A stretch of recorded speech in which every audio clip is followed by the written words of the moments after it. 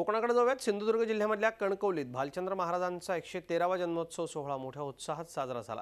हजारो भाविकांच्या उपस्थितीत झालेल्या या सोहळ्यात हत्ती, घोडे, उंट आणि मोठ्या प्रमाणात वारकरी संप्रदाय सहभागी झाला होता। संपूर्ण कनकनगरी या सोहळ्याच्या निमित्ताने दंग झाली होती।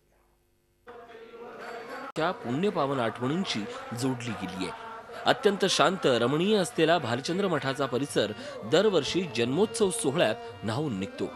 देशविदेशात पसरलेला भालचंद्र महाराजांचा भक्तगण 113व्या जन्मोत्सव सोहळ्यासाठी कणकवलीत एकवटला होता।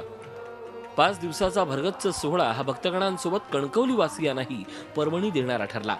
भालचंद्र महाराजांच्या जन्मोत्सव सोहळ्यानिमित्ताने कणकवलीमधून भव्य पालखी मिरवणूक काढण्यात आली। या मिरवणुकीत हजारो कणकवलीकर सहभागी झाले होते। भाविकांच्या प्रचंड गर्दीत झालेल्या या सोहळ्यात हत्ती, घोडे, उंटही सहभागी झाले होते। आरती आणखी संध्याकाळी 5 वाजता भालचंद्र महाराजांची शहरातून मिरवणूक येते।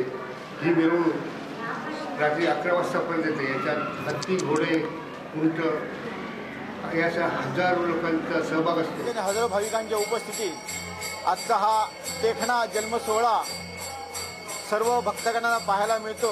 ह्याचा आम्हाला संस्थेला फार अत्यानंद आहे। अशीच महाराष्ट्र राज्यातून अधिक राज्याच्या बाहेरून लोक सुद्धा, देश विदेशातून लोक सुद्धा आज कणकवली भूमीत आज दाखल होऊन हा संपूर्ण जन्म सोहळ्याचा आनंद लुटत आहेत।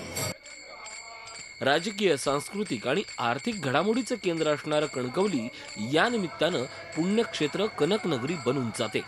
जन्मोत्सव सोहळ्यानिमित्तानं निघालेल्या या पालखी सोहळ्यामुळे अवघ्या कणकवलीचं वातावरण हे भक्तिमय बनलंय। विकास गावकर, झी मीडिया, सिंधुदुर्ग। झी 24 तास रहा एक पाऊल पुढे।